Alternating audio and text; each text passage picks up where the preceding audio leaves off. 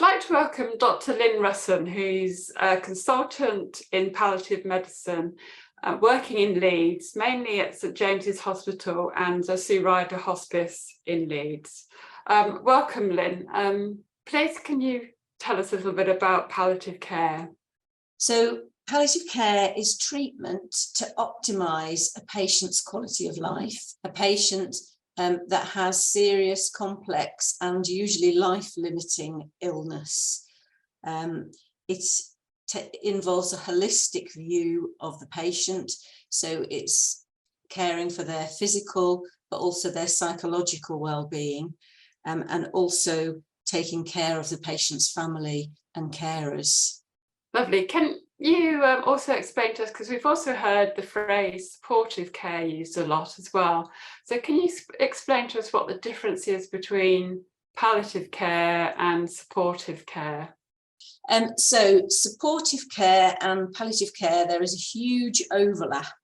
And in fact, some services are now calling themselves supportive care because they feel this is a better picture of what they're doing. Rather than palliative care, which some people feel means a lack of treatment, when actually nothing could be further from the truth, really, in terms of care for patients. But supportive care actually encompasses everything that we've mentioned in palliative care, but in addition, it also helps with managing not only the symptoms of the disease, but also the side effects of treatment. And also helps with patients such as long-term survivors after treatment and their management in the future as time goes on. But actually the principles of holistic care and improving quality of life for treatment are exactly the same. So there's a huge overlap, and they're very closely integrated. So it also includes sort of psychosocial support as well as... It does, yes. So again, holistic care, again, quality of life. And does it also include things that are sort of things like meditation and sort of things that are alternative types of medicine, or is it just typical medicine? So no, it's based on patient needs and some alternative approaches, and some conventional therapies are very good for supporting psychological aspects of a patient's well-being, and this can include psychotherapy, or it can include psychology, or massage and complementary therapies. That it's looking after the whole picture of patients and their families. And is everybody offered palliative care when they go into hospital with cancer? So in an ideal world, we would say yes. I think because of the resources, it is only really patients that are recognised that need additional support or symptom control that are offered it. And I think there's a big group of patients that aren't offered it. But it should be available to everybody that needs it. Who has been diagnosed with any life-limiting illness,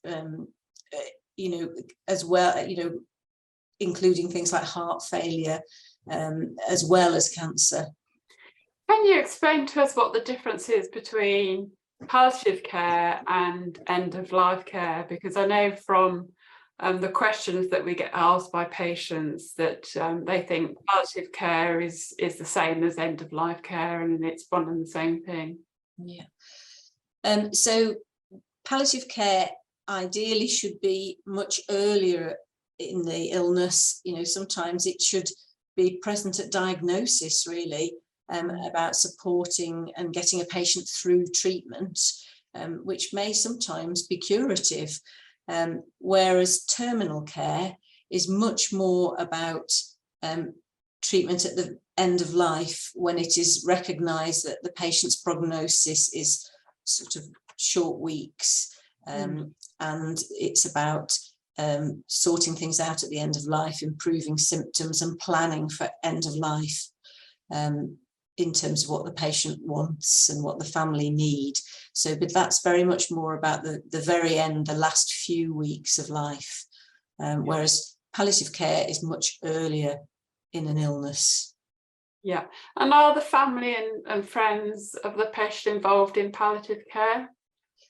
So yes, the patient's family and friends, because we can't take a holistic view of a patient without looking at where they sit within a family unit.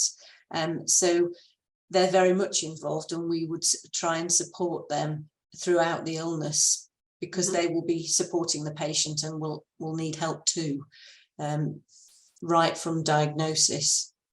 Well, I think that's answered all of our questions, Lynne. Thanks very much for joining us today. Thank you.